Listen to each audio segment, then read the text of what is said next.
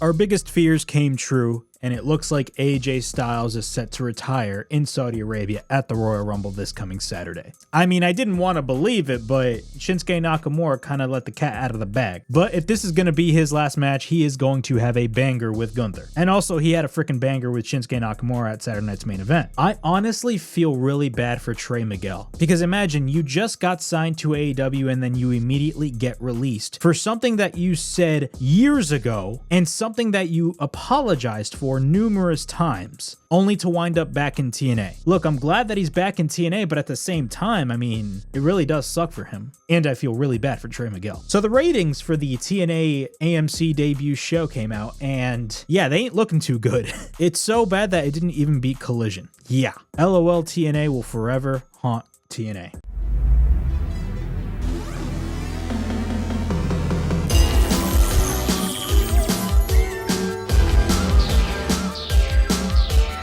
The recognized symbol of excellence in sports entertainment. Get stealing, woo, wheeling, dealing, limousine riding, jet flying, son of a gun. Yeah! Kurt Angle, yeah! Why, Triple H, you son of a tell me why! And Tony Khan, this is also on you! I am going to ruin wrestling. Just get over it!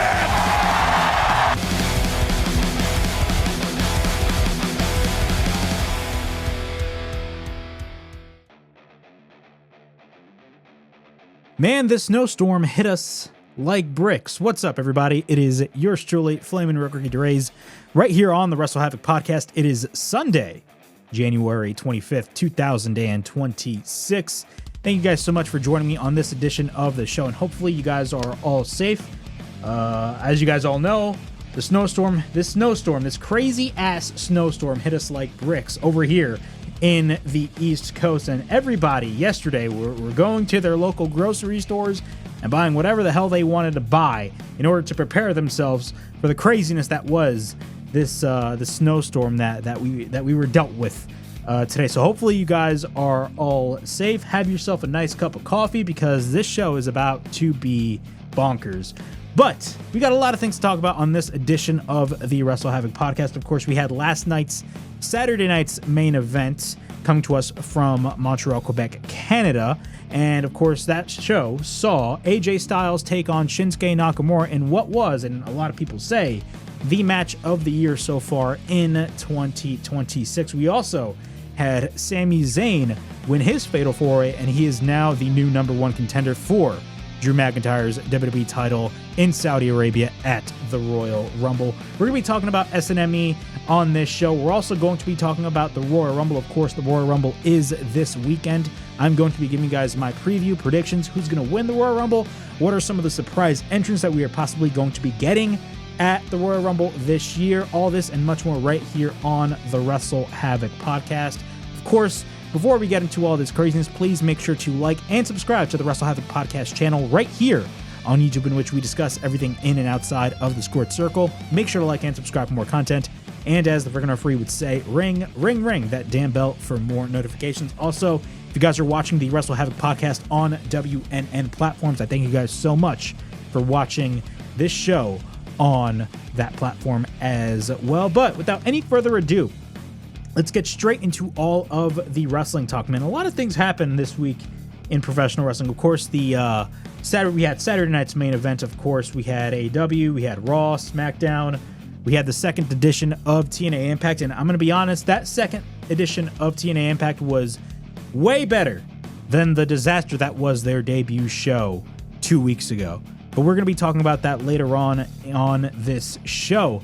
But our first topic, we're actually going to be talking about Saturday night's main event. Now, as I was filming last week's podcast, I didn't even realize that Saturday night's main event was actually going to be taking place that Saturday, considering the fact that I was kind of, let's be honest, and I'm going to be brutally honest, I've been very disenfranchised with the WWE product throughout the last couple of months.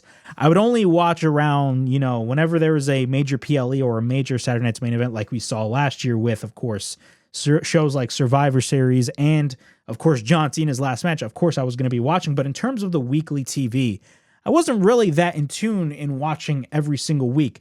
One of the things that I like about the WWE product, regardless of what era you grew up in, if you missed a certain boatload of TV, even though there's a lot of TV in terms of WWE alone, if you watch, for example, like a PLE, they immediately catch you up to speed of what you missed. And that's what I really like. So there was really no point for me to watch all of the weekly television. But again, like SmackDown has been pretty miserable. And what's even worse is that SmackDown is now 3 hours. Imagine that. SmackDown moved to USA in late 2024, and it was a 3-hour show that moved to a 2-hour show that moved back to a 3-hour show. I don't know about you guys, but a 3-hour wrestling show is absolutely freaking ridiculous. Don't believe me? Go back to the era of 3-hour Raws. I mean, it was the worst of the worst, but SmackDown is still SmackDown, even though they have new writers. Apparently, Ryan Ward is now writing SmackDown. If you guys do not know who Ryan Ward is, Ryan Ward was the writer for SmackDown in around the summer to late 2016, early 2017, when SmackDown was actually a good show to watch for a change. That was really the last time SmackDown was actually really good. Actually, take that back. Late 2022, early 2023, SmackDown was goated as well, with all the Bloodline stuff and Sami Zayn. You guys get my drift. But SmackDown for the last couple of months has been it's pretty much been a disaster. It's been a crappy show, to say the least. But I've been really disenfranchised with the WWE product, but I completely forgot that Saturday Night's Main Event was taking place yesterday, and I ended up watching Saturday Night's Main Event actually right before I actually started this podcast, considering the fact that, again, I've been really disenfranchised with the WWE product, but I've been keeping tabs about what has been going on recently. But man, overall thoughts on Saturday Night's Main Event last night. I thought Saturday Night's Main Event was actually a pretty good show. I really enjoyed it. And I'm going to go as far as to say it was actually better than the Saturday Night's Main Event we got last month with John Cena's last match. And that was a pretty good show. I relatively enjoyed that Saturday Night's Main Event, but this Saturday Night's Main Event from top to bottom was actually a really, really, really, really good show. Of course, the match that everybody is talking about is, of course, the AJ Styles and Shinsuke Nakamura match. But let's do a quick recap of Saturday Night's Main Event from January 24th, 2026. And one of the things that I love about these Saturday Night's Main Event shows is, number one, they're no longer on NBC. It's strictly just on Peacock. Now, if you look at it from a business standpoint, it doesn't really sound good because, of course, NBC is network TV, Peacock is streaming, but let's be honest with ourselves, everybody streams nowadays. But the reason why I like this format so much better in the show not being on NBC is the fact that, if you guys remember those early Saturday Night's Main Events, and it was very prevalent with the Goldberg match that we saw last summer with Gunther, that show was just flooded, and I mean flooded, with commercials. Like, you would think, WWE would let the match breathe. As soon as they come back from commercial break, you would think maybe we'd have maybe 5, 6, 7 minutes of live wrestling happening, but within maybe a minute or two of coming back from commercial break, WWE immediately switches back to commercial break. It was absolutely insane, and it was ridiculous. But the last couple Saturday Night's Main Event were strictly on Peacock, and honestly, the show has improved drastically. Now, let's run down the card real quick because, again, it was a pretty good show, to say the least. Originally, our first match that we saw at Saturday Night's Main Event was Cody Rhodes versus Jacob Fatu. Now, of course, this is stemming from the 3 Stages of Hell match that took place a couple of weeks ago on SmackDown, in which Drew McIntyre won the WWE Championship. It's about damn time, because every time Drew McIntyre was placed in the title picture, they always booked Drew McIntyre to lose. At some point, when is enough enough? And WWE actually had the balls to put the belt on Drew McIntyre. But Jacob Fatu had a lot to do with the finish of that match, and that's the reason why we got this match between Cody Rhodes and Jacob Fatu. Now, this match ended up not happening. Now, what do I mean by that? Well, what I mean is the bell didn't ring. They were fighting all over the freaking arena throughout this whole match, but the match actually did not start. They were just brawling all over the freaking place. So the match that was advertised did not actually happen. But you know what? That is fine, because the brawl that took place at Saturday Night's Main Event last night was amazing. In my opinion, I thought it was really entertaining to watch. Also, the involvement of Drew McIntyre was pretty good too. And of course, it creates a lot of speculation as to what we're possibly going to be seeing at WrestleMania because, of course, ever since Drew McIntyre won the WWE title a couple weeks ago on SmackDown, the plans for WrestleMania dramatically changed. Originally, if you guys do not know, WWE planned for Cody Rhodes versus Roman Reigns at the Royal Rumble. And not the Royal Rumble, at WrestleMania. Sorry about that. The Royal Rumble is a different story. Roman Reigns could very well win the Royal Rumble, but that's another discussion that we will be having later on this edition of the show. But the original plan for WrestleMania was Roman Reigns versus Cody Rhodes 3 at WrestleMania in Las Vegas. Now, me personally, I love the Cody Rhodes and Roman Reigns matches. I know a lot of people do, especially the second one. I mean, the second one was overbooked to hell, but for good reason, because that was where Cody Rhodes finished his story. But a lot of people, when they first heard this report, everybody was like, they were kind of scratching their heads because, number one, Roman Reigns has a very limited schedule. And if you have a match between Cody Rhodes and Roman Reigns now in 2026 at WrestleMania, the outcome is going to be very, very, very predictable because there is no way Roman Reigns is going to be winning the WWE title. There's just absolutely no way. With the schedule that Roman Reigns has, I mean, no chance in hell. We're not going to go through that rabbit hole once again. Even though Roman Reigns, regardless of his absence, every time when he shows up, Roman Reigns is an attraction. And that's just the God's honest truth. Roman Reigns is an attraction. But at the same time, if you have your world champion show up once, twice, 3 times, 4 times a year, you got a problem. So ever since Drew McIntyre won the WWE title, plans have changed. And the rumored 2 matches that could possibly be the match for the WWE title at WrestleMania 42 is either Cody Rhodes versus Drew McIntyre for the WWE title in a one-on-one match, or Cody Rhodes versus Jacob Fatu versus Drew McIntyre in a 3-way match for the WWE title, which, again, both of those matches do not seem like WrestleMania main event matches, but at the same time, it's something because people need to understand that going into this year's WrestleMania, there's no main story going on. Like, what do I mean by that? And I talked about this on last week's show. There's no Rock, or maybe there is a Rock. We might not know. We have absolutely no idea. But, you know, there was no final boss like we saw 2 years ago. There was no big narrative of John Cena's last WrestleMania like last year, which, I mean, made total sense, or the Bloodline running things. We're coming into WrestleMania season this year very flat. And there's no real ongoing narrative that is going on heading into not only the Royal Rumble, not only the Elimination Chamber, but also WrestleMania 42 this year in Las Vegas. So, you know, WWE, you know, has to come up with something. And a lot of people, you know, are not really too keen on the triple threat match, but we've seen triple threat matches before, whether they were the right decision or the wrong decision to book, but we've seen triple threat matches before for world titles at WrestleMania. So what we saw at Saturday night's main event involving Cody Rhodes, Jacob Fatu, and Drew McIntyre, which he literally involved himself in that equation at the end of that brawl, we're probably going to be seeing that triple threat match at WrestleMania. That's the vibes that I got. That's the vibes that I got, but we're going to have to wait and see. We had the women's tag team titles on the line as Rhea Ripley and Io Sky defeated Liv Morgan and Roxanne Perez. A really, really, really good women's match. Rhea Ripley and Io Sky got the win. Again, it was nonstop action. It was total nonstop action. That's a nice dig at TNA right there. But it was nonstop action. A pretty entertaining match to say the least. There were times where I actually thought Liv Morgan and Roxanne Perez were actually going to get the win, but Rhea Ripley and Io Sky end up getting the win. We had interferences with Roxanne Perez. We had interferences with Stephanie Vaquer making the save against Raquel Rodriguez. So that was great to see. But Rhea Ripley and Io Sky ended up getting the win, and they retain the women's tag team championships. AJ Styles versus Shinsuke Nakamura, the match coming out of the show that everybody was talking about.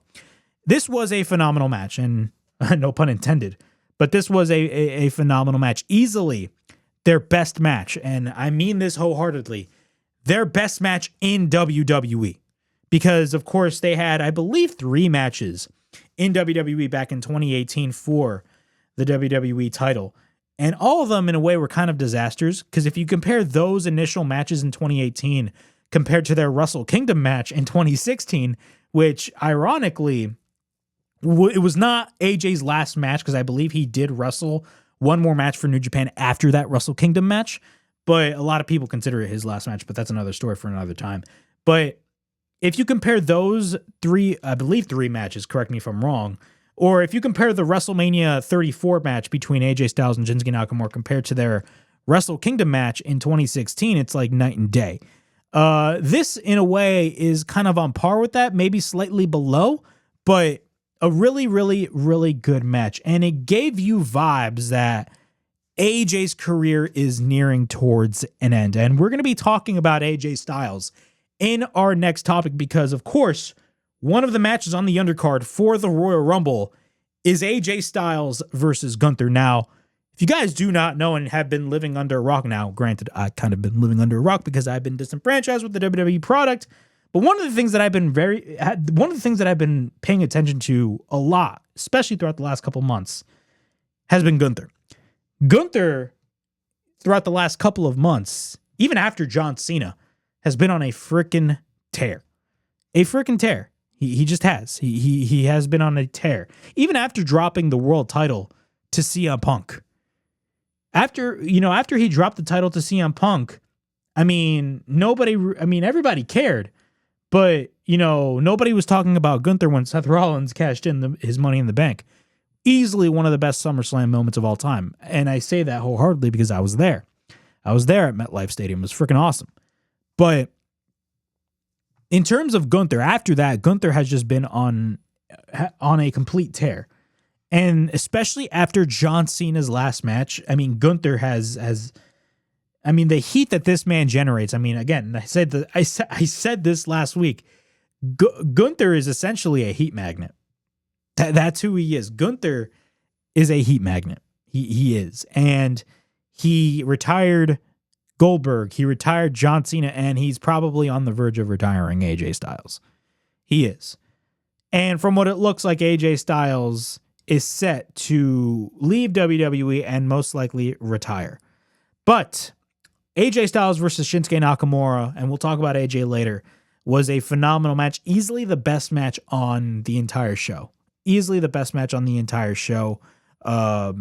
It was off the chain, and it gave you vibes that this was going to be AJ Styles' last. We're headed towards AJ Styles' last match. Also, his contract is probably up, I believe, around February.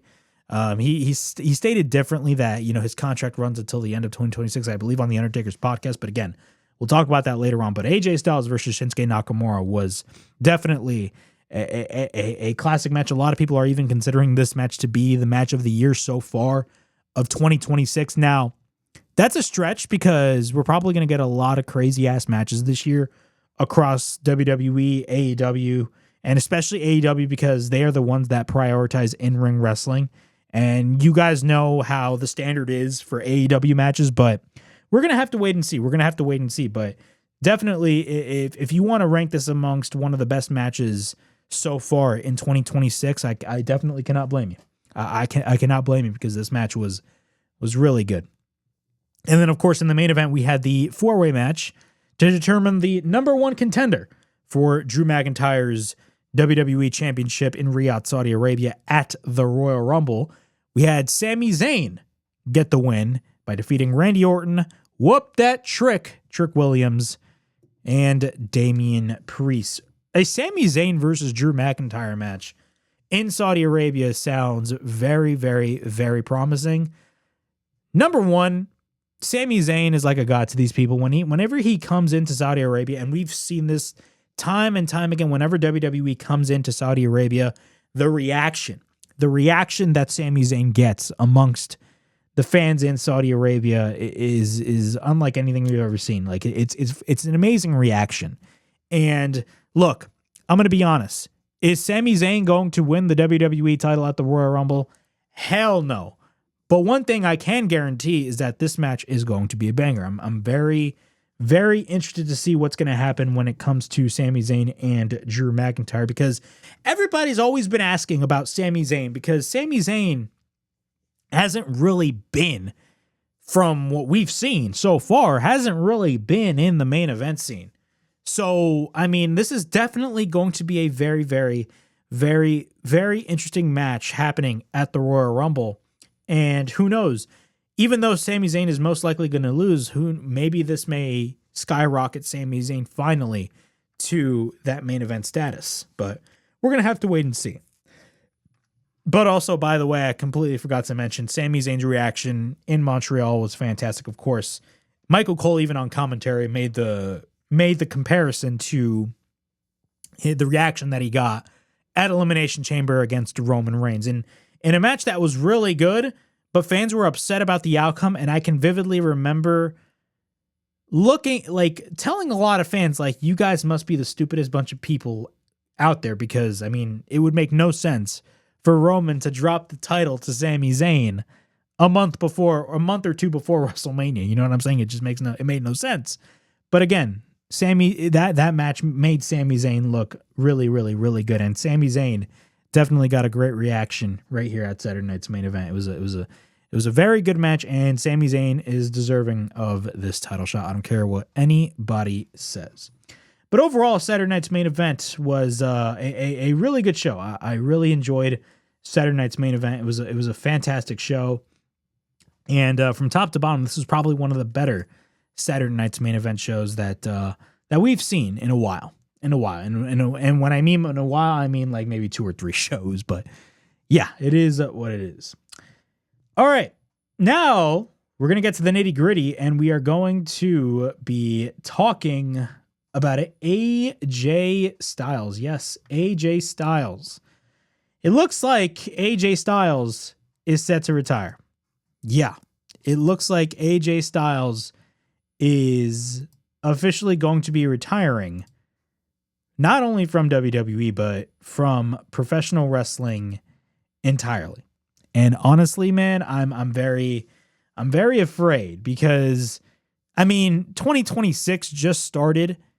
And the fact that AJ Styles is retiring this early on is ridiculous. Now, we were all questioning as to why would they book Gunther versus AJ Styles at the Royal Rumble with AJ's career on the line. Now, AJ did say last year at the Crown Jewel kickoff show, or the press conference, whatever you want to call it, right before, roughly a couple hours, or I believe a day before his match against John Cena, which, by the way, was an amazing match, that in 2026, he was going to retire. Everybody was like, oh, wow, AJ's going to be retiring. But as you guys all know, AJ's getting up there in age. He doesn't do a lot of the things that he used to do back in the day, but still, AJ Styles is AJ Styles. He's in one of the best. He's arguably, like, in phenomenal, no pun intended, phenomenal shape. And he can still do a lot of things, just not a lot of things that he used to do. But AJ Styles definitely, decided, 2026 is the year that I'm going to be retiring. And he flat out stated that at the Crown Jewel kickoff show. That's exactly what he stated. So everybody expected AJ Styles to retire in 2026, but nobody expected AJ Styles to retire this early on. Everybody was questioning, why is AJ putting his career on the line at the Royal Rumble? Then we started getting reports about his contract, and apparently AJ Styles' contract expires roughly in the beginning of February. Around February, that's when his contract is up. I know some other people were even saying that on the Undertaker's podcast that AJ's contract was up like within late 2026. A lot of information, was going out there. But then we got this leak by Shinsuke Nakamura, and I'm going to pull up this leak right here on the podcast for you guys to all see. Now, Shinsuke Nakamura on his Instagram page posted this on his Instagram story, but he quickly deleted it because it's very revealing. And he stated this, and I quote, "During last year's Australian tour at a house show in Melbourne, Australia, AJ gave me a speech after the match. Listening to it, it was clear that he was thanking the fans, but somehow it also felt like he was hinting that retirement might not be that far away. The tour continued in Japan, and before the shows there, I asked him something. We were in a van on the way to the meet and greet, and I asked him, "When are you going to retire?" And he answered, "The Royal Rumble. I've already decided." And of course, he responded in a very shocking manner. Whether I actually said it out loud or just thought for a split second, I'm not sure, but I remember it clearly. "Before you retire, I want to wrestle you one more time." AJ nodded. Before the match started, he showed me something that he had written on his phone, and it was a message that he wanted to say to the Japanese fans. He asked me to turn it into proper Japanese. It talked about his anxiety and excitement when he first came to Japan, and his gratitude towards Japan for accepting him. It was, without question, a farewell message. At his voice, I gave that speech in Japanese, putting as much emotion into it as I possibly could. That was the moment when his retirement finally started to feel real to me. Even though it was still a little further down the road compared to guys like Cena or Tanahashi, and of course, John Cena retired in December. A couple of weeks ago, Hiroshi Tanahashi retired at Wrestle Kingdom in Tokyo, Japan at the Tokyo Dome. I found myself imagining the enormous sense of loss that would eventually come. 10 years ago, 2016, the Tokyo Dome. It was our first ever singles match. And of course, that match was later praised all over the world. And not long after, we both left New Japan Pro Wrestling and came to WWE. We never talked about our futures with each other. I think we just happened to make huge decisions at the same time. In America, I was just pushing forward without thinking. I finished NXT and reunited with AJ on the main roster. AJ, on the other hand, took over WWE like a fish in water. He brought a new wind everywhere he went. And honestly, I remember thinking, yeah, that figures. A reunion moment at Money in the Bank, my Royal Rumble victory, and then our singles match at WrestleMania. I don't think any of that would have happened if AJ had pushed it. I still have some regrets about what happened after our WrestleMania match. But that final match of that rivalry, our singles match at Money in the Bank in Detroit, is actually one of my favorite matches even so. He's straightforward, easy to read, and impossible to hate. His everyday clothes are terrible, and he's got that Southern American accent. What a lovely American. And yet when it comes to professional wrestling, his balance of expression and technique is the best in the world. Truly one of a kind. And I don't say it out loud, but I rely on him. I respect him. And even though we don't actually know each other as deeply as people might think, to me, he is special, almost like a brother and a best friend in my own way. And now our final match awaits. My last chance to give him the perfect send-off. Do your best, me, and pro wrestling gods. Please be kind. That was the message that Shinsuke Nakamura put out on his Instagram story. And the big telling thing that we read on that whole note the day before that Shinsuke Nakamura posted on his Instagram page was the fact that he's officially going to be retiring at the Royal Rumble. What are my thoughts on this? I'm not going to sit here and say that this is the wrong move to make, because at the end of the day, it's AJ's career, and AJ has every right to do what he wants to do. He is able to write his own story. I don't care what anybody says. He is able to write his story the way that he wants to. And if he wants to retire at the Royal Rumble, let him retire at the Royal Rumble. Now, as a fan, to me, it kind of sucks because I was definitely looking forward to a bunch of matches this year building up to AJ's retirement. We're only weeks into 2026 and we're already getting AJ Styles in his last match, most likely against Gunther in Saudi Arabia at the Royal Rumble. Does it make sense from a creative standpoint? No, it doesn't, because again, AJ putting his career on the line against Gunther came. It was the most out of nowhere thing you'd possibly see. It came like right out of the blue. It was weird. Like, why is AJ putting his career on the line now? Why is he putting his career on the line now? Is his contract really up in February? We're going to have to wait and see. If you watched the TNA show last Thursday, the debut show One of the things that you saw on that show was AJ Styles in a backstage segment with Frankie Kazarian. And he literally looked at the TNA World Heavyweight title. To me, the stuff that I got out of that was, oh my God, what if they have AJ Styles go after the TNA World Championship further on down the line? We're probably not going to be seeing that this year because AJ is already going to be retired. Who knows? Now, with the reports of AJ's contract being up, it's a little weird. It's a little weird. Not only that, there's been a lot of speculation of AJ possibly going to AEW. Now, granted, again, it is his last, 2026 is his last year. But as much as I would love for AJ Styles to be in AEW, I don't think Tony would want AJ Styles for 1 year. You know what I'm saying? But again, AJ wants to do what he wants to do when it comes to his career. But I mean, if you look at AEW, I mean, like AEW, the possibilities are endless in terms of the amount of matches that AJ Styles can have. Now, granted, he's a little older, he's a little slower, but he's still phenomenal. Okay, he's still amazing at his age. Guys like Will Ospreay, Kenny Omega, Josh Alexander. I mean, man, there's so many possibilities.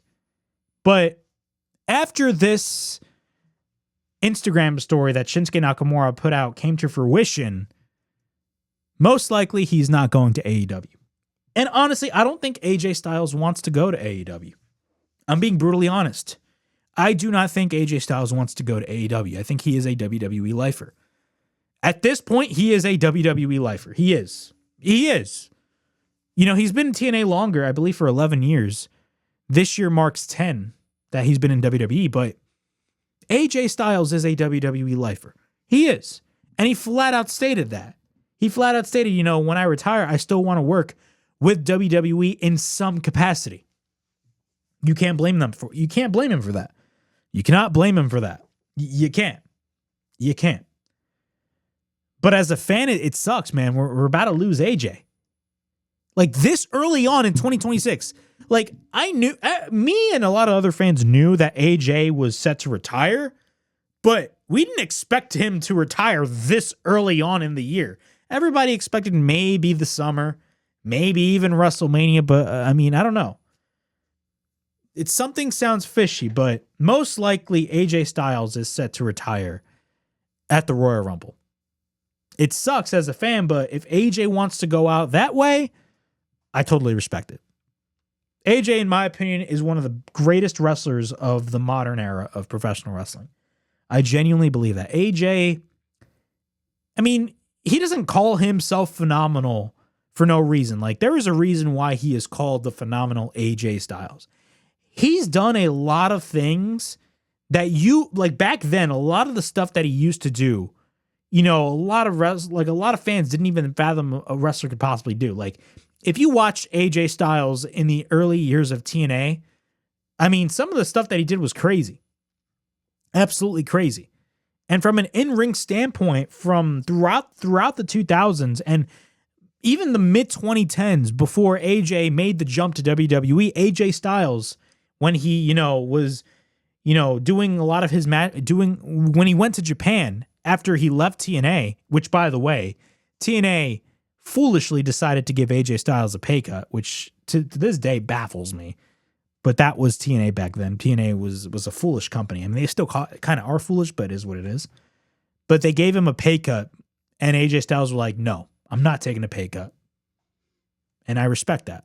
He goes to Japan, and he essentially makes a name for himself, not only as a part of the Bullet Club, but as a prominent figure of, at the time, Japanese wrestling. And he brought a lot of people into New Japan Pro Wrestling during that period of time. Brought a lot of people to New Japan Pro Wrestling that never watched New Japan Pro Wrestling. And he established himself as one of the best wrestlers in the world. And then he makes the jump to WWE. And I don't care what anybody says, AJ Styles had one of the best debut years that any wrestler coming into WWE has had. You can put him on par with Kurt Angle. AJ Styles and Kurt Angle had phenomenal debut years. Like within, 8-9 months with AJ being in WWE, he already captured the WWE title. Had banger matches with John Cena. I was there for one of them, SummerSlam 2016. One of my best experiences going to a wrestling show, by the way. Granted, it was my first, but still. I got to witness a dream match, AJ Styles versus John Cena in person. It was crazy. Granted, I got the higher seats, the nosebleeds, but still, who cares? I still got to witness it. And now AJ Styles is set to retire. It's crazy, man. It's crazy how time flies, but hey, man. Respect to AJ. Even though as a fan I disagree with it, I can't really just, I can't sit here and say, I can't sit here and tell AJ what he wants to do. But I will say it has come out of nowhere. And from what it looks like, his match against Gunther is going to be his last match. So, yeah, those are my thoughts on AJ Styles. In our next topic, let's talk about Tommaso Ciampa. Yes, Tommaso Ciampa is in the news. And from what it looks like, Tommaso Ciampa is no longer with WWE. Yes, Tommaso Ciampa is no longer with World Wrestling Entertainment as his contract officially came to an end. He actually tweeted this out January 21st at 8:45 a.m., roughly in the beginning of the morning. And he tweeted this out, and I quote, and I'm going to pull up the image over here. In the very near future, my WWE contract or my contract with the WWE will officially come to an end. I'd like to thank every single person who contributed to the last 10 years of this incredible journey. Camera crew, ring crew, hair and makeup team, steam stresses, referee, creative, producers, catering crew, commentators, ring announcers, travel department, medical team, talent reps, and anybody I may have missed. A very special thank you to all of the men and women who I've shared a ring and locker room with. Nothing but love and respect. And I would be remiss not to give a special thank you to my black and gold family. You will forever hold an incredible special place in my heart. To the fans who have shown love and support over the last 2 decades, thank you from the bottom of my heart. To my wife and daughter, you are my rock and my forever. Why? I love you more. I spent the first decade of my career traveling the world on the independent scene. I spent the second decade of my career traveling the world with WWE. I have 1 decade remaining, and I'm beyond excited for whatever challenges lie ahead. I'm an incredibly lucky person, one of the few who has spent his entire adult life living out his childhood dream. And while that dream continues to evolve, I will continue to chase it. With that said, for the first time in over 10 years, I'm available for all appearances, signings, photo ops, seminars, movies, TV appearances, fitness collaborations, sponsorships, and so forth. Please email any inquiries to bookchampa@gmail.com. Okay. Tommaso Ciampa. Yes, Tommaso Ciampa looks to be gone from World Wrestling Entertainment. This is, in a way, kind of a shocking one because, he was recently, a part of DIY with Johnny Gargano. And it's crazy to think, man. Tommaso Ciampa, he was basically, 100% a Triple H guy. 100% a Triple H guy. And Tommaso Ciampa just left. He let his contract run out and is gone. Did they make any offers to Tommaso Ciampa as his contract was running out? We have absolutely no idea. But it's very weird that Triple H is at the helm and he just let Tommaso Ciampa go. Or was this the decision that was made by Tommaso Ciampa? From observing what is going on here, I'm going to say the same thing about Tommaso Ciampa that I said about Powerhouse Hobbs on last week's show. There was a ceiling for Tommaso Ciampa on the main roster. There was a ceiling for Tommaso Ciampa on the main roster. And from where he was going from a creative standpoint, he was not going to get pushed to the main event scene. If you compare the Tommaso Ciampa that we saw as a part of DIY compared to the Tommaso Ciampa that we saw after he turned on Johnny Gargano at NXT all those years ago, and turned into one of the best heels in the business during that period of time. I mean, the Tommaso Ciampa of then compared to the Tommaso Ciampa of now is a completely different Tommaso Ciampa. It is. It's not the same Tommaso Ciampa that we saw after he initially split from Johnny Gargano when, of course, he turned on him at that NXT takeover. I don't recall what takeover it was, but the Johnny Gargano and Tommaso Ciampa feud was one of the greatest NXT feuds of all time. That was when Black and Gold NXT was at its peak. And then he gets called up to the main roster. You know, they paired him with Miz. I mean, they did Tommaso Ciampa dirty. I'm going to be brutally honest with you guys.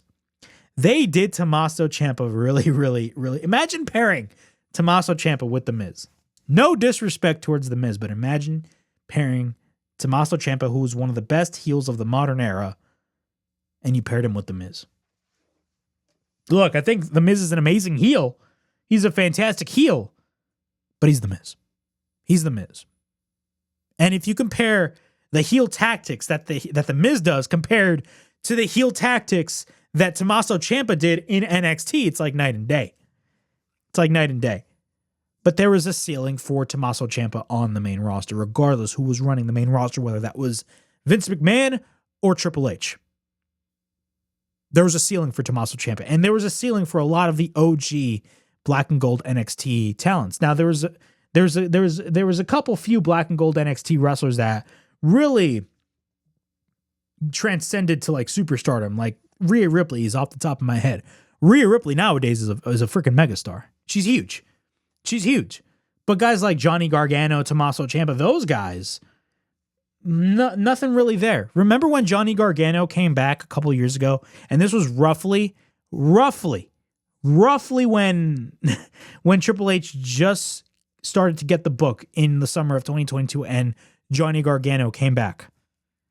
Everybody was hyped around Johnny Gargano, but let's be honest, what has Johnny Gargano done besides being a part of DIY? The best thing, in my opinion, that Johnny Gargano has done as of recently was that TLC match on that SmackDown last year. That was easily the best thing that DIY has done, in my opinion. One of the most memorable matches in SmackDown in recent memory. That TLC match was fantastic. Amazing. But again, there was a ceiling for those guys. There just was, unfortunately. Now the question arises, where is Tommaso Ciampa going to go? Is he going to go to AEW? Is he going to go to TNA? Is he going to work the indies? We have absolutely no idea now. In the message that Tommaso Ciampa has put out a couple days ago, he flat out stated he has one more decade left before he's officially going to be hanging up the boots. So, what is Tommaso Ciampa going to do? Some people were pointing out AEW. AEW sounds like a great option for him, but at the same time, what is he going to do? Because again, the AEW roster is already like packed. It's full. It's full of talent. And a lot of those talents are getting lost in the shuffle. You're either getting put into the Don Callis family or you're getting lost in the shuffle. You think Tommaso Ciampa is going to fit well with the Don Callis family? I don't think so. But at the same time, AEW pays tremendously well. And if you compare the amount of money that AEW pays to its wrestlers compared to the amount of money that TNA pays to its wrestlers, now granted, budgetary reasons, there's a certain reason behind it. I mean, AEW has more capital than TNA does, but you think with the amount of money that Tommaso Ciampa is making on the main roster, which we have no idea how much he's making, you think he's probably going to make that exact same amount of money in TNA? I don't know. I may be totally wrong. But he may go to AEW, but TNA is not a bad option. I'm going to be honest. I said my fair share of about TNA last week, and I'm going to be saying my fair share of TNA on this show as well. But there's really, TNA is not a bad option for somebody like Tommaso Ciampa. It's not a bad option for him. He can really remold himself as to what he used to be in NXT in TNA. He can very well do that. But we're going to have to wait and see what he does. Again, there was a ceiling for him on the main roster. And the main roster was an area where he was never going to go anywhere. Regardless of who had the book, he was never going to go anywhere. Regardless if he was paired with Johnny Gargano as a part of DIY or as a singles act, he was never going to really be more than what he is capable of being.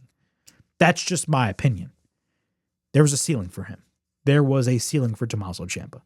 Just like there was a ceiling for Powerhouse Hobbs in AEW. So we're going to have to wait and see where Tommaso Ciampa is going to be going. But my best bet, I probably think he's going to go to AEW. But if he goes to TNA, good on him. Because he's betting on himself. And doesn't matter what promotion you go to. Look, across all three promotions, WWE, AEW, and TNA,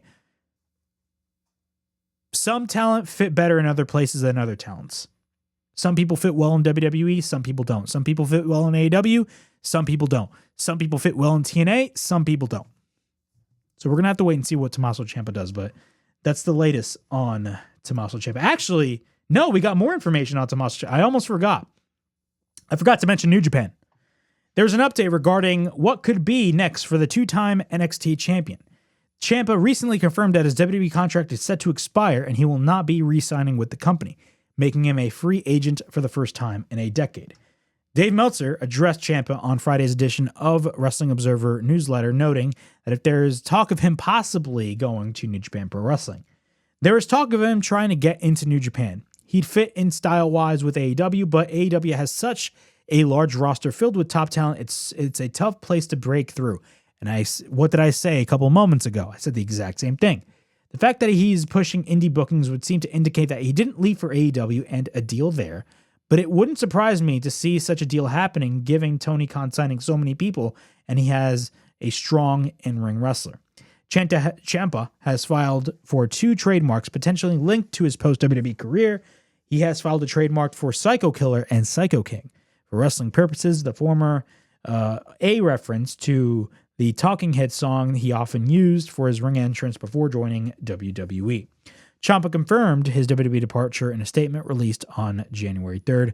I spent the first decade of my career traveling the world on the independent scene. I spent the second decade of my career traveling the world with WWE.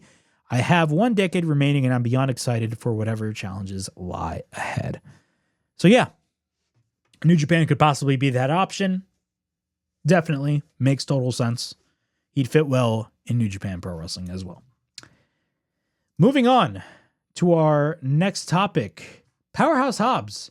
Yes, Powerhouse Hobbs has officially signed with WWE. This is according to Sean Ross Sapp of Fightful. Sean Ross Sapp of Fightful Select broke the news that Powerhouse Hobbs is officially under contract to WWE after finishing up his run with All Elite Wrestling.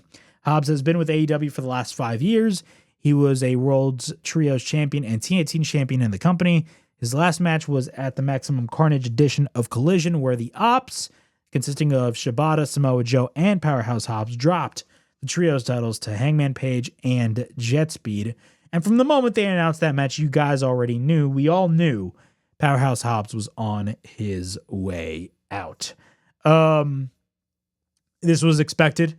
I mean, I'm not, let's be honest with ourselves. This was very much expected again. And I said this about Ciampa and I said this about Hobbs on this very show last week. Again, there was a ceiling for Powerhouse Hobbs that he saw, but this case is a little different. Hobbs was able to take less money for a better opportunity, and you cannot blame Powerhouse Hobbs for that. You can't. What are my thoughts on him going to WWE as a whole? Where is he going to go? I think most likely he's going to be a part of NXT. That's what I see. I don't think he's going to get thrusted on the main roster. He may as well be a part of the Royal Rumble in Saudi Arabia.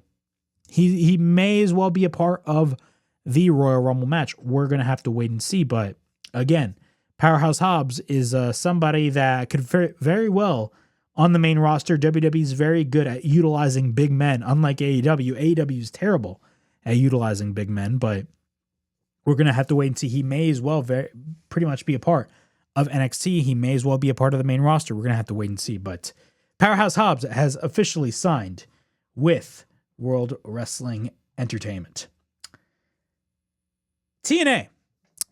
not really TNA, but Trey Miguel primarily. If you guys do not know, if you guys watched the second edition of TNA Impact on AMC, there was a shock to a lot of people.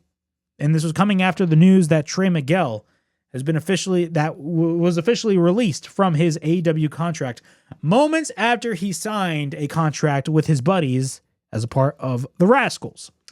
Well, Trey Miguel this past Thursday on Impact made his return to TNA just after being released from AEW.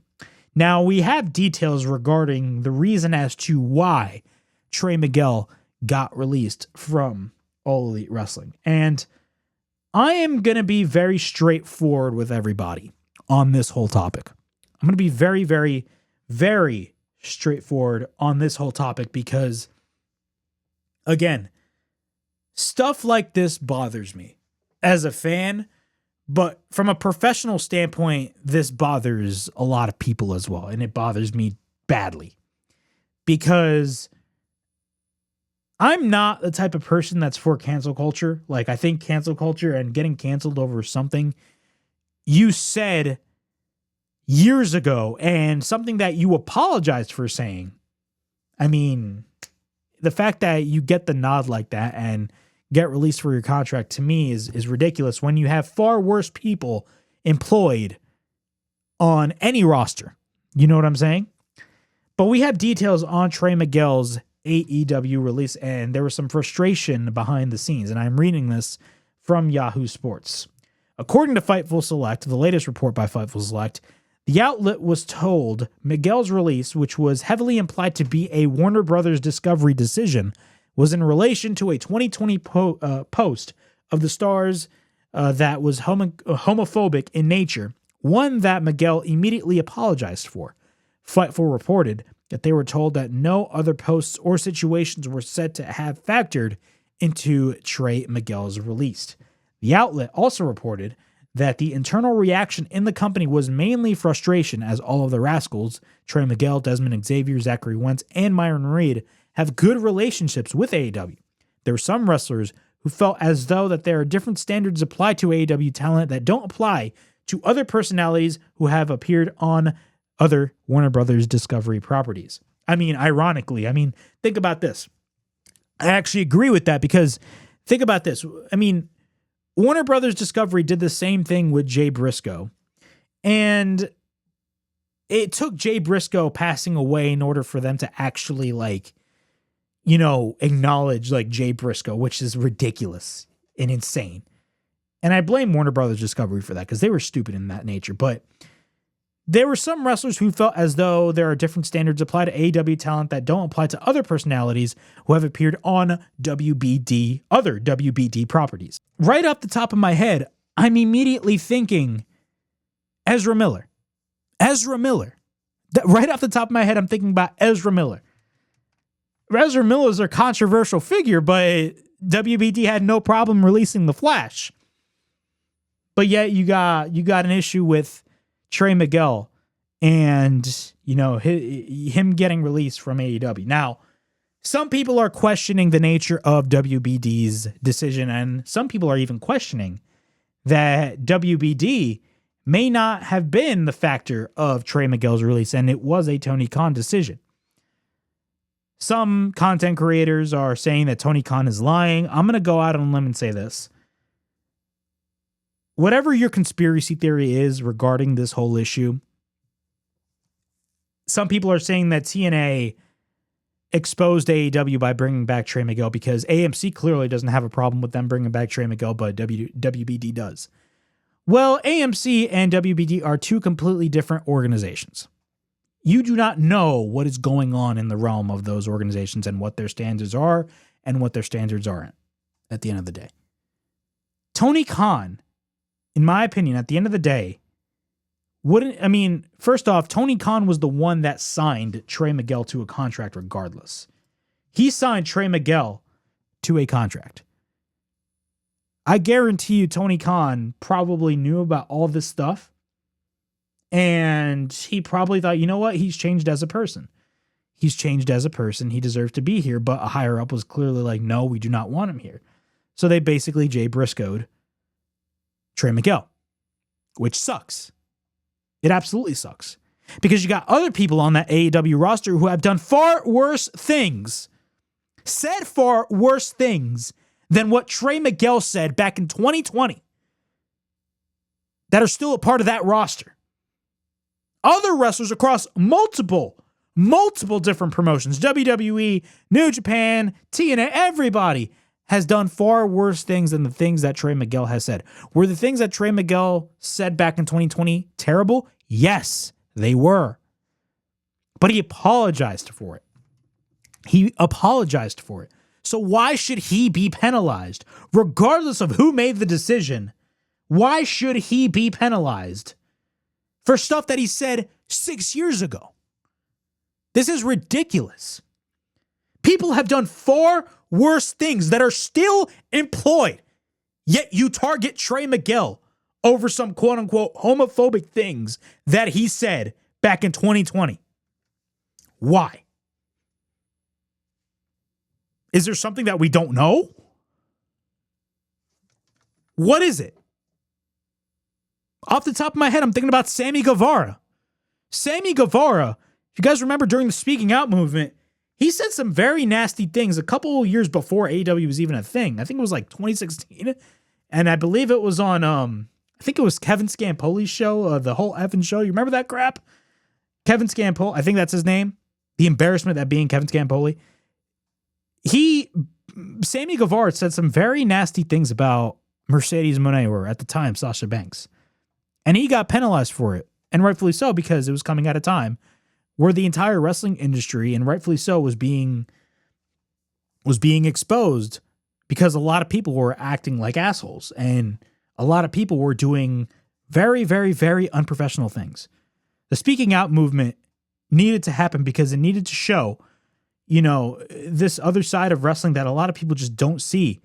And unfortunately, it costs a lot of people jobs, but at the same time, there's no place for you to do those types of things. Like Joey Ryan, I never liked Joey Ryan. He was disgusting to me. Joey Ryan was disgusting. And the stuff that came out about Joey Ryan were horrible. Horrible. And he deserved, let's be honest, he deserved to not be employed by any other professional wrestling promotion at all. Yes, people may change, but at the same time, people like that should be blacklisted from wrestling. I'm sorry. Because there's no place for that type of behavior. But in terms of Trey Miguel's case, he didn't do anything that is on the level of like a Joey Ryan. Like all he said was things that, let's be honest, are not too nice, but like people are young and they say stupid shit. I'm young and I still say stupid shit. We all do. But he shouldn't be penalized for that. For quote unquote homophobic comments. Like if he did something that was on the level of like Joey Ryan, I would understand. But this was something that he said back in like what, 2020?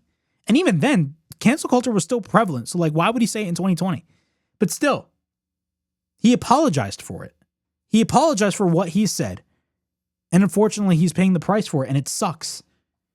Like, think about this. Trey Miguel gets, he leaves TNA, and he finally gets a chance to go with all of his buddies to a much larger wrestling promotion like AEW, only to find out that he's once again getting split up from all of his teammates once again because of some stuff that he said years ago. Like, look, it's great that Trey Miguel is back in TNA. It's great that he's back and he has a place to work. But at the same time, I feel so bad for Trey Miguel. Because if you look at the look on his face, you can tell he's very aggravated. Like, dude, this was my chance to like come in and make a big impact, no pun intended, in AEW. And right as soon as I sign a contract, this bullshit happens. And I get released from my contract immediately because of some stuff that I said that I apologized for. And he's back in TNA. Probably getting paid significantly less than he was in AEW. Because this is definitely hitting Trey Miguel financially as well. TNA just doesn't pay the amount of money that AEW does. He lost a lot of money there, and he must be very upset. And if I'm Trey Miguel, I'd be very upset too. But in terms of whether or not this was a Tony Khan issue, a Warner Brothers Discovery issue, at the end of the day, we do not know what the hell happened. Who was the higher up that made that decision? Nobody knows. Everybody's immediately assuming, oh my God, Tony Khan made the decision. It was his fault. But at the same time, I'm like, Tony Khan is the guy that signed him. He must have known about some of the stuff that Trey Miguel said back then. But, I mean, he should have known already. Could it have been a higher up at Warner Brothers Discovery? Pretty much. Some people don't believe it. And if you don't believe it, I'm not going to argue with you because that your argument may as well be true. We have no idea. But I'm not going to sit here and say TNA exposed AEW and AEW is lying. We do not know what happened, and we probably never will know. But again, it sucks if you're Trey Miguel. I feel really bad for Trey Miguel. Again, I'm glad that he's, back on his feet making a living in TNA. And I'm glad that TNA had the sentence of re-signing him because he was basically done dirty. But if you're Trey Miguel, I mean, I guarantee you he's probably pissed. Because he signed with all of his friends with AEW, probably had a huge pay raise, only to find out, you're immediately released because of some stuff that you said years ago.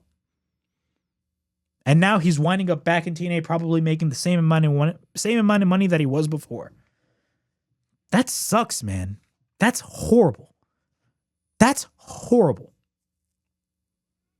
terrible.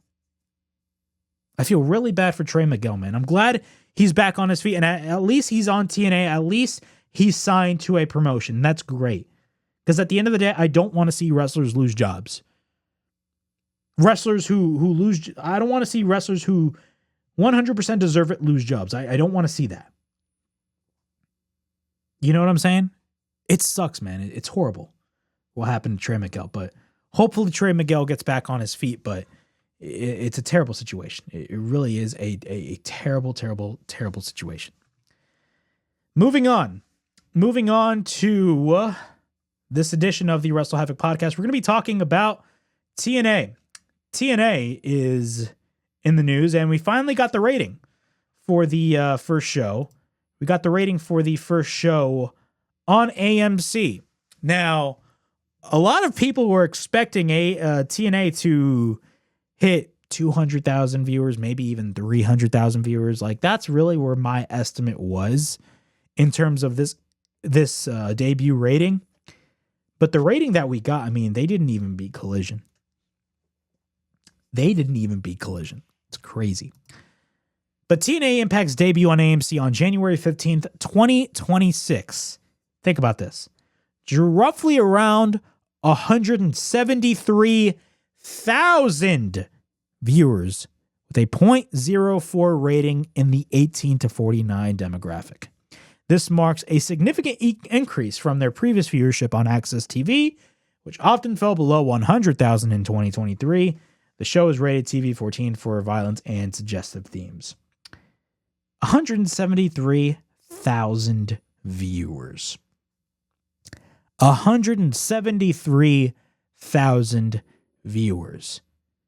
They did not even beat Collision, and Collision does shitty ratings. Collision does very crappy ratings on a Saturday night because, let's be honest, nobody is watching AEW on a Saturday night. A weekly AEW show on a Saturday night, nobody's watching because it's either pay-per-view night or people are out. They honestly need to move Collision to a different night. But at this point, what night should you move Collision considering the fact that the entire week is occupied by other wrestling shows? Monday, you got Raw. Tuesday, you got NXT. Wednesday, you got Dynamite. Thursday, you got Impact. Friday, you got SmackDown. Where are you going to move Collision? Where are you going to move Collision? I don't know. But they really should move Collision to another night. I don't know how they would do it, but AEW is the type of company. I honestly believe that they probably purposely would move Collision on Thursday nights just to mess with TNA, which would be hilarious, but it is what it is. But what are my thoughts on this this rating? Number one, the grifters look stupid. Number two, it completely proves my point that TNA is leagues below AEW as a promotion. They just are. And this is a company that has existed longer than AEW. AEW has accomplished more in 6 years than TNA has accomplished in 20. That's not me being a delusional fanboy or whatever you like to call it, a grifter. That's just me telling the truth. AEW has done more in 6 years than TNA has done in 20 plus years. They have. That's just the God's honest truth. That is the truth. That is the truth. And this number shows it. They probably had people tune out. You know how everybody mocks AEW, and rightfully so, about how the Big Bang Theory does higher ratings than Dynamite? Like, if you look at the quarter hours of Dynamite, like, all of the numbers, like, fall. Like, from segment to segment, like, just the audience dips. They probably dipped even further down when they were watching this TNA show. Honestly, I don't blame them. Because that first TNA show last week was 2 weeks ago was horrible. God awful.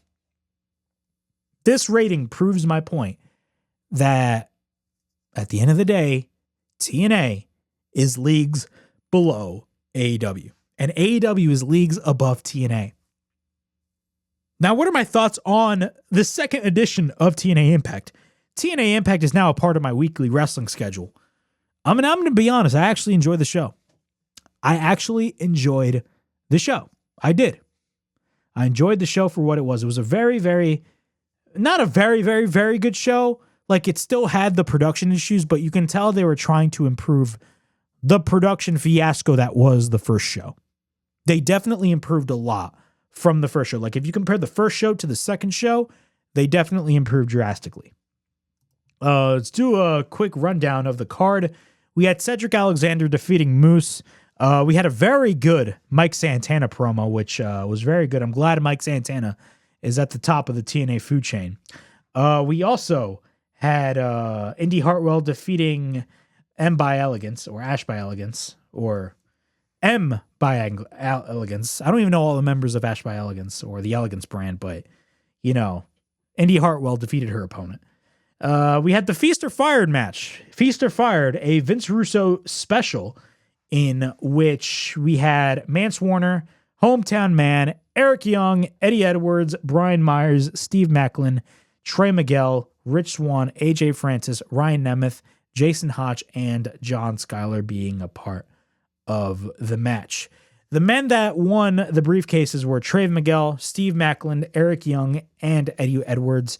TNA is going to be revealing the contents of the briefcase, and one person is going to get a pink slip next week on Impact. And some people are speculating that it's probably Steve Macklin, considering Steve Macklin is most likely on his way out of TNA. TNA is losing a lot of people left and right, and it's crazy. But a lot of people are saying Steve Macklin is probably going to be the one that's going to get, quote-unquote, fired in kayfabe. But in reality, I believe he's not going to be resigning with the company. So a lot of people are assuming that Steve Macklin could be the guy that gets fired next week on Impact. But those are the four men that won the briefcases in the Vince Russo special. Yes, and it is a Vince Russo special, the Feast or Fired match. Also, we got an Elena Black promo, a.k.a. Cora Jade. I could care less about that. Ariana Grace, who recently turned on her father, Santino Marella, a couple of weeks ago, all of a sudden apologized to Santino Marella. I could sense a swerve happening. We had Jeff Hardy defeating Mustafa Ali in a very, very, very good match. You know, that's the type of match that we should be seeing every week on Impact. Okay, matches like Jeff Hardy and Mustafa Ali. Great, great, great match, and Jeff Hardy ended up getting the win. And then we got the closing segment. Imagine this. The closing segment of this was a segment with the System. Personally, I would have done the System segment before the Jeff Hardy and Mustafa Ali match, but that's just me. But they introduced new members of the System, with Bear Bronson being the newest member of the System, in which basically we had Eddie Edwards, Bronson, and Brian Myers turn on Moose and JDC, a.k.a. Fandango. Cedric Alexander actually made the save, but he hits Moose with the chair, turning on Moose. and he is also the newest member of the system, which I'm not going to lie, I actually dug. I like the way that TNA did that. It was a very well played out segment, in my opinion. It was a pretty good segment, and I enjoyed it. But that was the closing segment of Impact. What are my thoughts on this show as a whole? For week 2, this was definitely a great improvement over the disaster that was the first Impact on AMC. Like this felt more like a debut on AMC than the debut on AMC actually was. Like, it was actually a really good show. I thoroughly enjoyed the majority of the show. Some of the stuff on the show was not great, but I mean, next week, we're going to be getting BDE versus Nick Nemeth. It's not a bad match. Not a bad match whatsoever. But overall, again, the show was not bad. Is it going to be like this every week? I have absolutely no idea, but we're going to have to wait and see.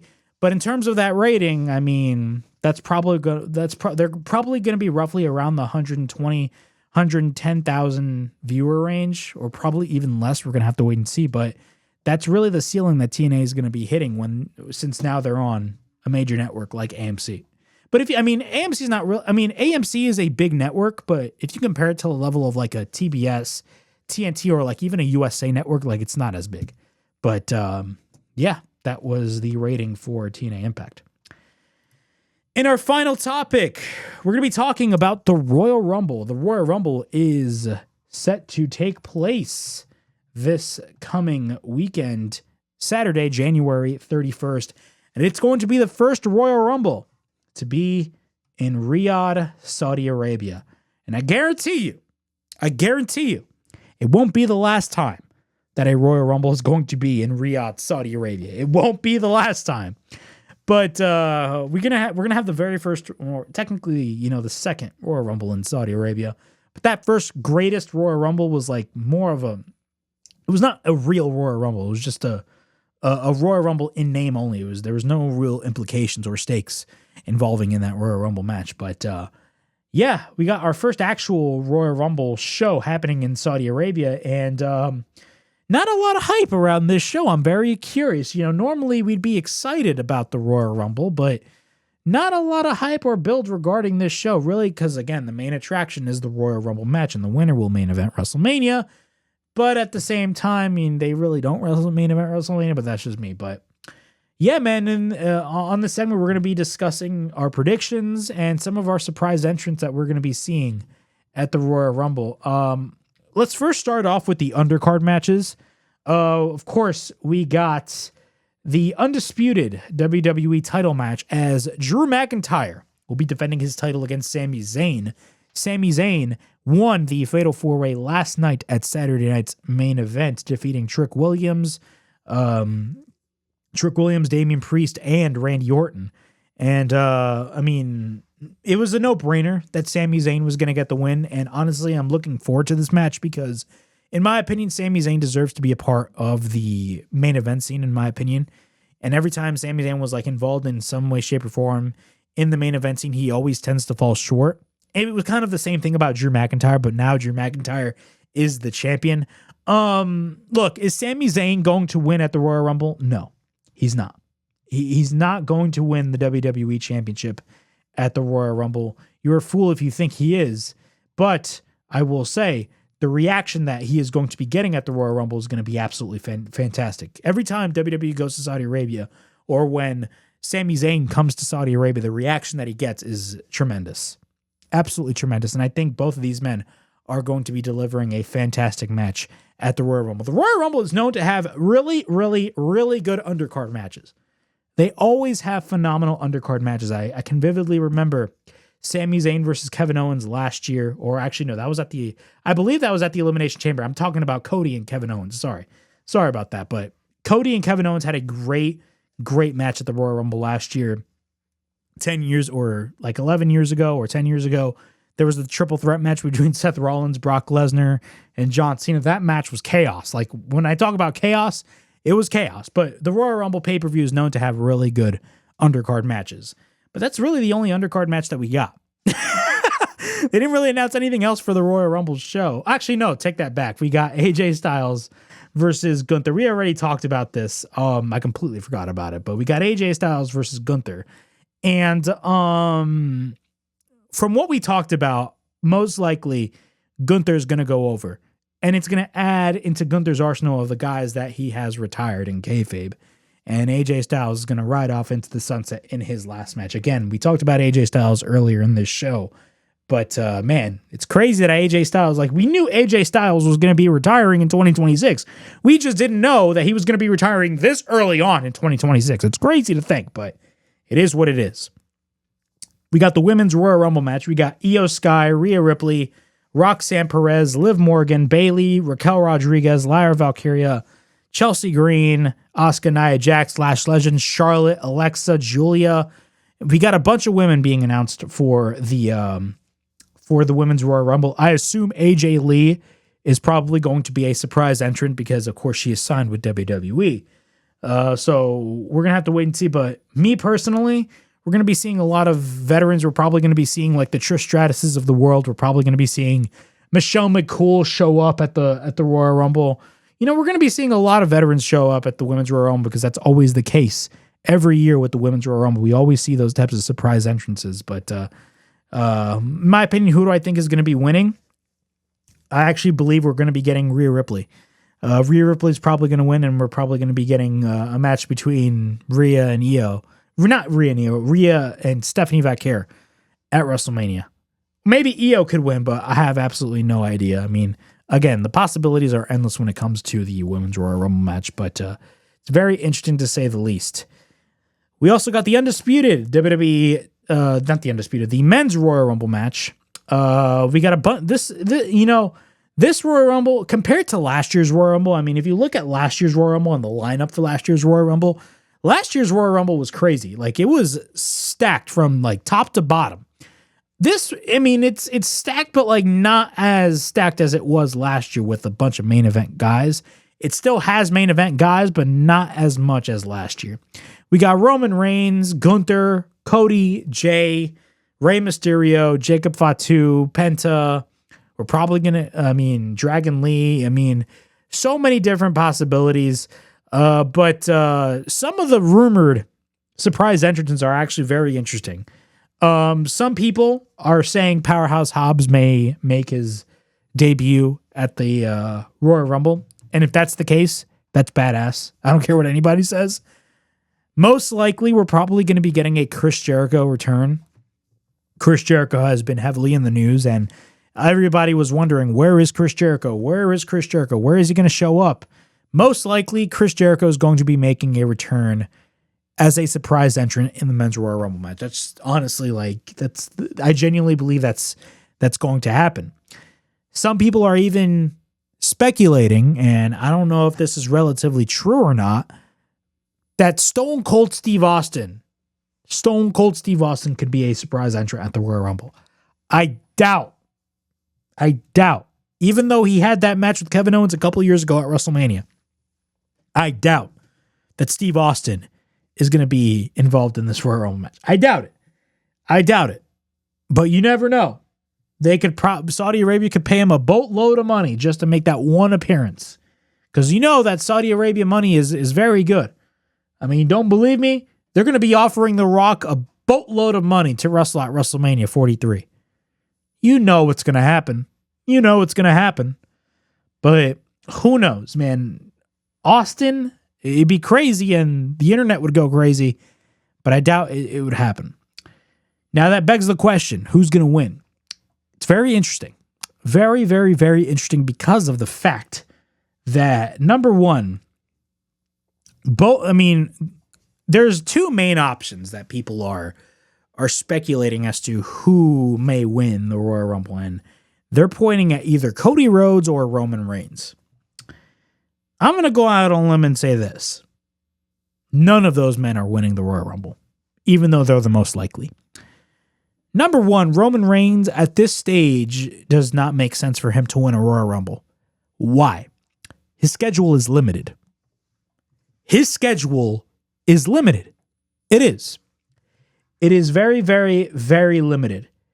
And you're going to have him go after the WWE Championship. Now, with Drew McIntyre, and I talked about this at the top of the show, with Drew McIntyre winning the world title, that completely changed plans for WrestleMania because, again, The original plan was for Cody Rhodes to face Roman Reigns in their third match at WrestleMania. That was the original plan. But clearly plans changed. So Roman Reigns is most likely not going to win the Royal Rumble. Because you're going to have Roman Reigns versus Drew McIntyre again. That just does not, like, the story really isn't there. Cody Rhodes may win, but my biggest fear is the backlash that it's probably going to spark if Cody Rhodes wins. Because even though Cody Rhodes is still relatively over with the audience, he's starting to get those mixed reactions. That's just the God's honest truth. He is starting to get those mixed reactions, even though, again, he's still relatively over. Wherever he goes, he's still relatively over. In other certain areas, he's starting to get that mixed reaction. It happens with every babyface. It's common practice, but he is starting to get those mixed reactions. And if he wins the Royal Rumble for a third time, I think it's going to spark some backlash. Now, last year, the winner of the Royal Rumble sparked a lot of backlash because it was Jey Uso. I was one of the people that defended the idea of Jey Uso winning the Royal Rumble. But looking at the nature of how his title run ended up being, I was probably wrong. But that doesn't change my argument with the fact that Jey Uso is over with the audience, and that matters in the landscape of WWE. They care more about your connection with the audience than they do about your in-ring skills. That's just how WWE operates. That's how they always operated. But in terms of in terms of Cody winning, I'd wait till the Elimination Chamber to get his shot against Drew McIntyre. Have him win the Elimination Chamber so he could get his shot at Drew McIntyre at WrestleMania. That's what I see happening. Jacob Fatu's also in the mix. He could very well win the Royal Rumble, considering he's already involved in the he's already involved in the equation between Cody Rhodes and Drew McIntyre. He's already involved in that equation, and again, there was a rumored triple threat match that could possibly be the main event of WrestleMania. But that's on the WWE title side. What about the World Heavyweight title? CM Punk is still the World Heavyweight Champion. We didn't mention CM Punk in this video. Braun Breaker could very well win the Royal Rumble as well. Braun Breaker versus CM Punk could possibly be the world title match at WrestleMania. Seth Rollins is not going to return because he's still in the injured list, and it's going to be a while till he fully recovers. Everybody expected WWE to pull the trigger on Braun Breaker, but they didn't pull the trigger on Braun Breaker. What if they give him the Royal Rumble treatment and they do Braun Breaker versus CM Punk again? I doubt it, but it could very, very well be the case. Gunther, with the amount of heat that this guy is generating, I mean, he could very well win the Royal Rumble as well. Gunther has had great showings at Royal Rumbles, and every time when Gunther's in any type of scenario or any type of match, he's always entertaining to watch. He could very well win the Royal Rumble as well. He could very well win the Royal Rumble, especially if he beats AJ Styles on that same night. If he beats AJ Styles on that same night and then goes on to the Royal Rumble and then dominates and wins that Royal Rumble, it will solidify Gunther as basically one of the toughest acts on WWE TV. One of a guy that you shouldn't really mess with, a guy that shouldn't be effed around. He's a pure example of, well, not necessarily Gunther himself, but a wrestler going after Gunther is a pure example of effing around and finding out. That's basically the pure definition of going against Gunther. Gunther is being booked strong at this point. They're booking him like a dominant figure. They always have, but in this case, it's a little different. Again, when we initially thought that there was not a lot of possibilities, now we're starting to have some possibilities. But at the end of the day, who do I think will win the Royal Rumble? I'm going to go out on a limb and say Gunther. It's a stretch. But it's one that makes sense. At least on my end. And if Gunther wins, who's he going to go after? Who did CM Punk beat to win that World Heavyweight Championship? He beat Gunther. Gunther never got his rematch. From what I can remember. He never got his rematch because right after CM Punk won that world title, that moment was completely overshadowed by Seth Rollins. Yeah. So, what if Gunther wants his revenge? With the way that they're booking Gunther right now, I mean, I'm not against it. Not against it. But that's a bold prediction on my end. I actually think Gunther will win the 2026 Royal Rumble match. But yeah, that was the WrestleHavoc podcast for Sunday, January 25th, 2025. We definitely talked about a lot of things on this very show. I thank you guys so much for joining.